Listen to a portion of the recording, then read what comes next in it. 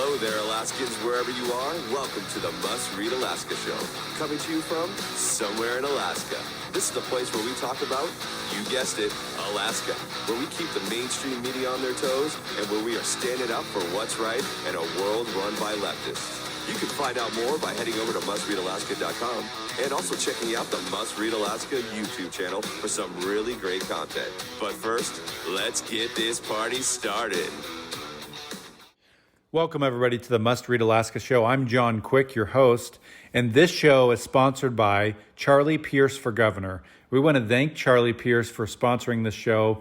It's because of folks like him that we're able to get the word out about conservative values in and all around Alaska. So thank you so much for Charlie Pierce for Governor for sponsoring this show.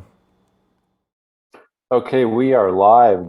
Representative George Rauscher, which is very exciting. Thank you so much for coming to the Must Read Alaska show, folks. Everybody out there in the worldwide webs that are watching, we are coming to you from somewhere in Alaska. And man, do we have a treat for you today. We have Representative George Rauscher on the show. But before we go into the show, we always like to remind folks that you can catch us on iTunes and Spotify and Amazon. If this is maybe you have a friend that maybe doesn't listen to Facebook Lives, you can always direct them to download this show later on everywhere there's a podcast under the sun. We're going to be there. So we're super excited that that you folks are listening, whether you're on Amazon or listening on Facebook Live. And we want to also remind you that we do have a Must Read Alaska app. So we developed this app, and it's on the Google Play Store. It's on the iTunes Store, and it's a free app. It took a lot of work to develop this, and it's free for you all. So if you're more into maybe you got the Fox News app or the whatever app, this is a very similar app. It's a news app based off the Must Read Alaska website, and it's free to use. So we want to make sure that everybody's aware of that. And so without further ado, I want to welcome you, Representative George Rauscher of District 9, I believe, and welcome to the Must Read Alaska show. What an honor! I'm telling you, I don't do interviews. This is the second video. I've been in office for 6 years now. It's the second video interview that I've ever done. As most of the people know, I don't do interviews. I'm just Well, we feel honored that you're here. I know I'm a fan of you, and I know that Suzanne is a fan of you, and so we feel like this is a great way to honor some of the things that you've stood up for over the years as a representative in Alaska. You have been a true conservative, for a lack of a better words, and I think some of that work sometimes goes unnoticed unless you stick your neck out there and tell folks what you're doing. So let's just go into the 5 questions, Representative Rauscher. The first question is this: what got you involved in politics in the first place? Kind of talk to us about that story. Well, Sutton is a very small town. I live in Sutton. I've lived in Sutton for 40 years. And I came up here on a motorcycle. I ended up in Sutton in 1978. And I lived in the home that I first moved into for 20 years. And 20 years later, I was in a different home. So I have only had to move my belongings once. Wow. The whole time. Now people move like every 5 years. So, I raised 4 daughters, and at the time they were growing up, and we were getting a lot of exposure in the community, just doing stuff and enjoying the little community. And then I was at a community council meeting one day, and I got to thinking, it might be interesting just to find out what politics is all about. So I sit down at the meeting, and little beknownst to me, it was who wants to be on the board day, and and I had a whole lot of friends in that town, and I thought, okay, give this a shot. And of course, I got elected with, I think it was like 17 people voting, and I got all 17 votes. And nice, that's a good 17-0. Right. So because I have 4 daughters, I had soccer. I was a soccer coach, summer coach, and I couldn't make the first meeting, of course, right? So I found out if you don't make the first meeting, you're going to be president at the end of it because nobody wants to work that hard, right? So they let me be president, and and they found out later, and I said, okay, fine. Well, some of the things that really bothered me was Jonesville. Jonesville, if you followed my history all the way through, Jonesville was a big part of it. And this is the middle of the first decade in 2000. It was like 2005. And I was looking at the area up there, and it was a nice place to play, but things were changing. The state just put $9 million into the area and opened it up. And next thing you know, everybody from the state was using the area, and it was getting trashed. And it's just changing because of this $9 million. The runway was gone, and they were killing all the fires up there, which was not a bad thing, but there was a lot of coal fires up there in Jonesville, left over from the coal era. And I started to get involved in that because I was president and chairman, and I had an opinion that Alaska, ever since I've been in Alaska, people were waiting for those coal mines to open up and get jobs again. And next thing you know, I realized there's this battle going on in town. Those that didn't want to open it, and those that wanted to open up. And usability was going to open up Wishbone, and that got to be pretty contentious. And next thing you know, as chairman, I had to make the deciding vote. There were 3 over here that wanted to support coal industry coming back to Sutton, and 3 over there that didn't want that to happen. And so 200 people testified. All these are my friends, You didn't know what you're getting yourself into, probably. Right, this big gym, and now I've got to make this decision. So, I basically asked for some of the numbers from the polls that we took, and some of the numbers that we took that we got in from the surveys, and I cast in favor of the surveys. I said, no, poll is it, and let's move on. And next thing you know, half of your friends don't want to talk to you anymore, right? Yep. All because you had to make a vote. And that's when I realized what politics was all about. Was you make a decision, half the people that you know are now going to be pretty upset with you. And then the next decision, you may lose another half of those and gain half of those back. So it was real interesting, but Jonesville was an idea that I had brought to my legislature, and it seemed uninterested at all. It didn't care. And this was a big deal for me. So I decided, well, I think I need to run against them, and I did. Nice. And I lost. Oh man! Now, how big? What was it? 60-40, 70-30, 55. Oh, I think I lost 45. by 170 votes. First time running, I lost by 170 votes. My district is Delta, Glen Allen, Valdez. It's huge. I lose by 170 votes. So I decided, well, think about running again. I did. I lost the second time. Okay, so I started reading about Lincoln and a few other people, and I don't want to give up yet. And I said, all right, try one more time. And I won that year, and I've been a legislator ever since.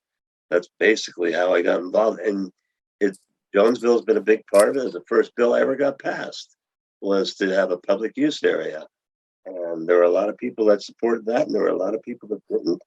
And I think now people are coming to a realization that needed to happen, what it looks like from the future on as far as a maintenance agreement, because that's what we couldn't get, was in a maintenance agreement unless that Jonesville public use area was passed. So what that maintenance agreement comes to be is what it becomes is beyond my control now. Yeah. It's up to the communities. Well, I think it's a beautiful story of oftentimes we're spurred on to do things because we're knocking on people's doors that are supposed to be doing them or supposed to be caring about them. And they turn a blind eye, or they tell you to go pound sand, or they Right. basically don't want to hear you. And I think that that's a awesome way to get involved in politics, because it was, I've heard your story before, that you've told it to me personally, and it always reminded me of why people like you, Representative Rauscher, because you're just a normal person and approachable, and you haven't had this big fancy idea to become the next president of the United States. You've got involved in politics because you saw a need of somebody that was supposed to be listening to people and wasn't. And so that's pretty awesome. As what's somebody who you look up to in the political world? I know that, being a representative in the state house for Alaska, you're probably around lots of politicians, or been around lots of politicians. And what's somebody dead or alive that you've looked up to, and why? When I thought about that question, I have only really one hero in the political world. And it may seem cliche, but it's probably for some reasons that most people don't think about. And that would be Ronald Reagan. Ronald Reagan was always a gentleman. Everywhere he went, he was a gentleman. He was smart. He wasn't afraid to state his position, but he didn't browbeat you with it. He didn't come off offensive. He was able to incorporate God and prayer in everything that he did when he was a president. He was able to talk about freedom and how it wasn't free if you didn't fight for it. And he talked about, what government's role is and what the people's role is, and how that separates from each other, and how important the people are to understanding government and forming government and controlling government, not the other way around. And he talked about our God-given rights, and he spoke about Judeo-Christianity, which I had no idea what that was, but I thought it was a great concept. I was born and raised a Catholic, and I thought, well, I'll look into that. And I thought, boy, that is so right, combining both the New and the Old Testament together, because that's basically what we believe in as Christians. And he was able to work with a country like Russia in the middle of a Cold War. He was able to sound strong. He was able to sound like he meant what he said, but yet he wasn't overbearing. And he was able to curtail what was going on with Gorbachev, and he was able to make friends with him at the same time. It was an amazing way to govern the country. It was an amazing way to be the president of the United States. Besides the Reaganomics, how he pulled us out, his ideology on taxes, his ideology on how to bring this country back from a Jimmy Carter era, and I just appreciated everything and the way he went about being president of the United States. I guess, does that answer? I hope that answers the question. That's awesome. He's one of my favorites as well. He, one of my dear friends, Mayor Pierce, here at the Kenai Peninsula Borough. That's his favorite politician, and you pretty much said verbatim why he likes him. So it's nice to see that, to look back on that time and see that change is possible. He was faced with some pretty ridiculously mountains to climb, and he figured out how to do them. I think that's one of the good testaments of America, is that I don't think we're necessarily as lost as people think we are. I'm always going to be optimistic that there's a way out of the bunker. So tell me, Representative Rauscher, what's one of the maybe one of the accomplishments in your life that you're most proud of? Let's let people have a peek behind the curtain and share with us something like that. Well, I think there's two things I'm most proud of. One is obviously becoming a legislator. I don't think anyone becomes a legislator for 6 years and says, I regret it. But I think one of the things that I'm most proud of is my daughters, um, and my grandson. I have a grandson that lives with us right now, and he's been living with us since he was 2 or 3 years old. And he's reading at a third grade level. He's in first grade, and he's a real joy to be around. But I hark back on raising my daughters and all the things that we went through and all the things that they taught me. Um, Not just what I taught them and not what they are now, but how they molded me to be the father that I was for them, and how I was able to mold them to become the people that they are now. And I think that is a relationship that most people take for granted. They don't really look at it as a job or as an accomplishment or as a hill to climb or as a plateau. But I really looked at that in my life as something very unique. I had no idea how to do that.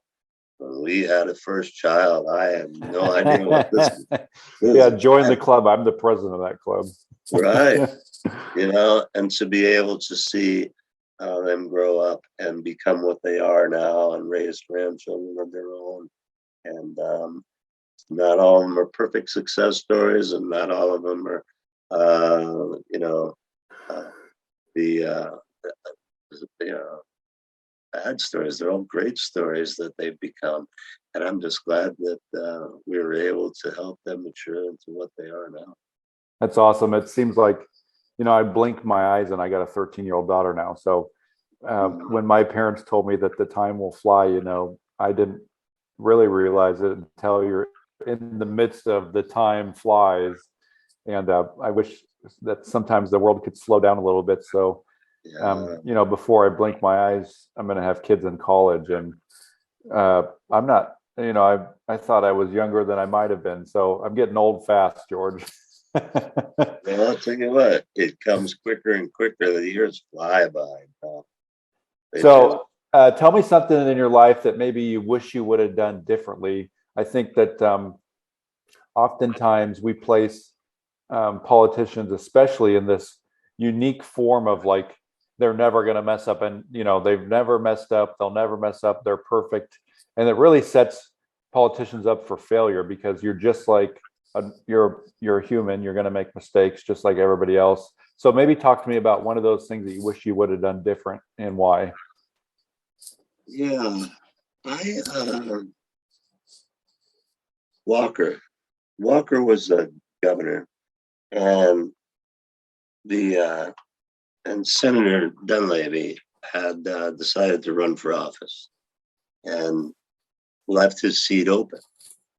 And there was an opportunity there, which I thought everybody in the Capitol and everybody in my district thought would happen, and I would be the next senator to replace him. Well, Walker had other ideas. He had a friend of his in the Valley who still has, I can't even remember his name, Andrew Kowalski. That was his name, Andrew Kowalski. And, and, and apparently he didn't care. He just wanted that guy to be senator.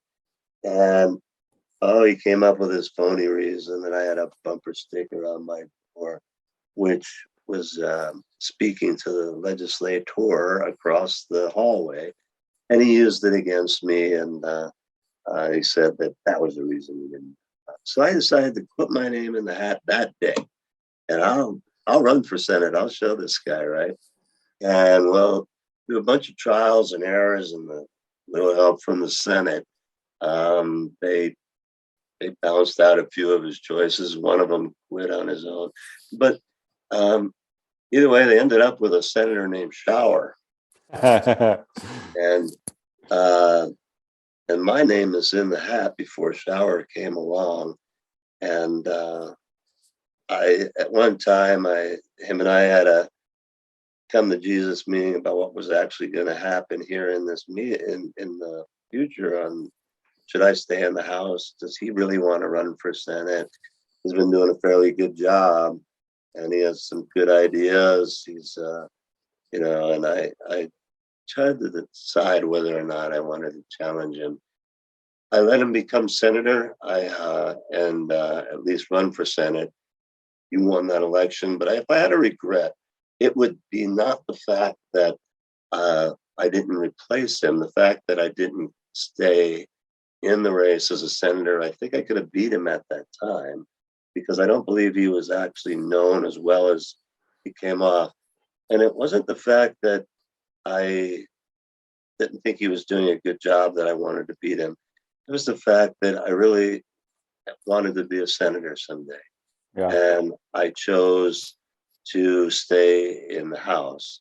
And well, the House has been a handful ever since. Yeah, you don't.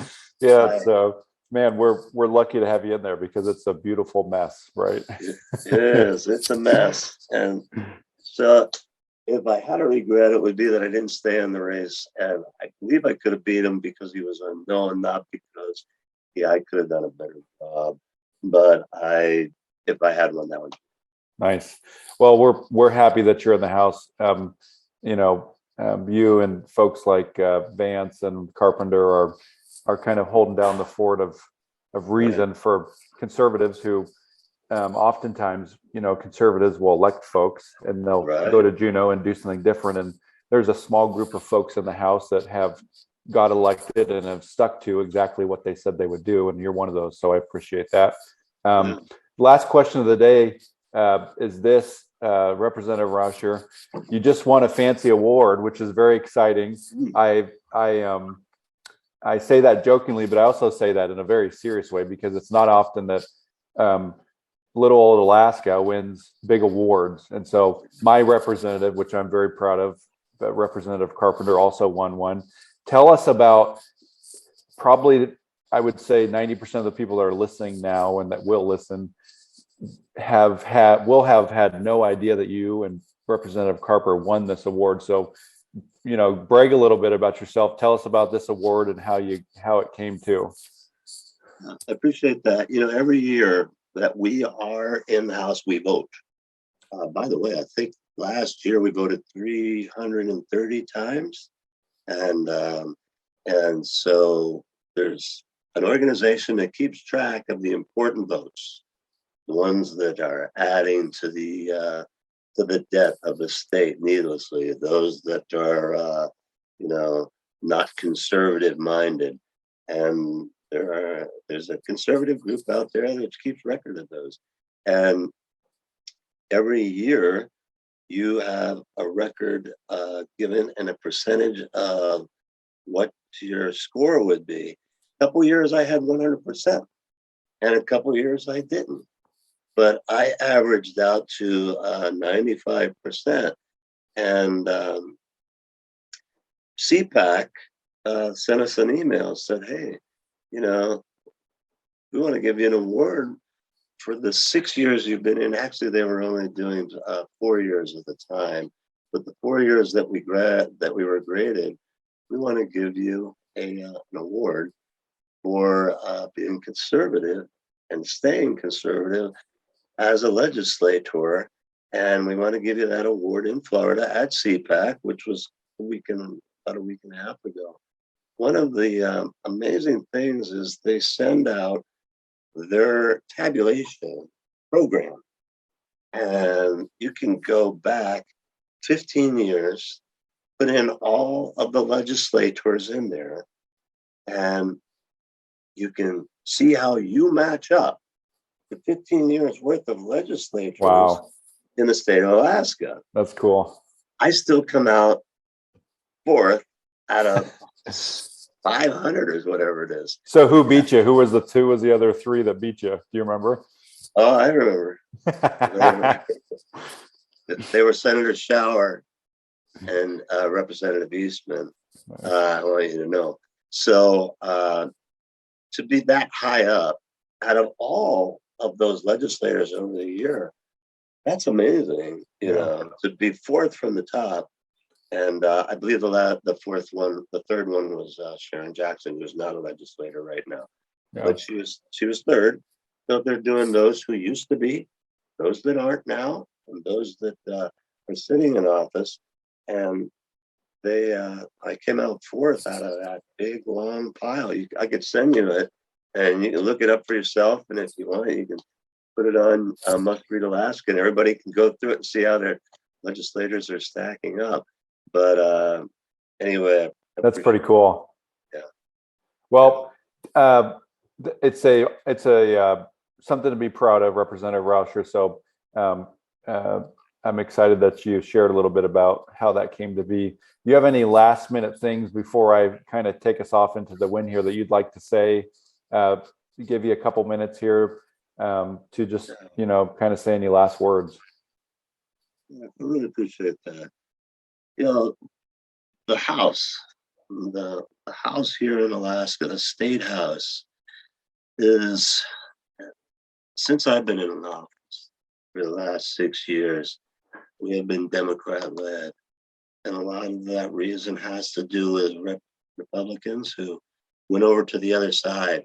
Every one of the last 3 elections, we had the majority of our Republicans were elected. But yet we never ever controlled the House as a majority because of those that went and changed their affiliation and joined the Democrat side. My biggest plea to the people in the state of Alaska is that we make sure who we're sending to Juneau. We vote with care. We make sure that we analyze those that we're voting for, and we have strong opinion and a strong signal that they are going to support what they said they're going to do when they get elected. And it's very important. Our state has suffered for 6 years because of that. Okay, if you have a Republican that wants to go and support their district and be on a committee as a chair or whatever, but when you do that and we're not in the majority, we can't pass. Can't even get a bill for abortion heard. We can't get an election bill heard. You can't get any bill heard, basically. We can't get a conservative bill heard. We can name a bridge. Yeah, okay. They're going to listen to it. They'll hear that. We can, we could do a PUA, right? A public use area. They'll listen to it. We can't get those conservative value bills because they're never going to get heard. Because we don't keep the majority. We don't keep those seats. We don't run the table. We don't do. We aren't the chairs of these committees. So yeah, jumping over to the other side. Yeah, maybe you did your district some good, but you didn't do our state much good. And that's the one thing that worries me. We need to put the right people in office, and it's a plea. It's a plea. Let's do it right. Let's get it right this time. That's my plea. That's awesome. Well, thank you so much, Representative George Rauscher. The 2 reasons why you're one of my favorite representatives was spoken today. You literally are one of the top conservatives in the history of the last 15 years. Data doesn't lie, and you're a good person. So I want to make sure people know that you're genuinely a good person that cares about the state of Alaska and cares literally about all the individuals in your district. And so I think that's pretty awesome. For those of you joining us, thank you so much for listening to the Must Read Alaska show.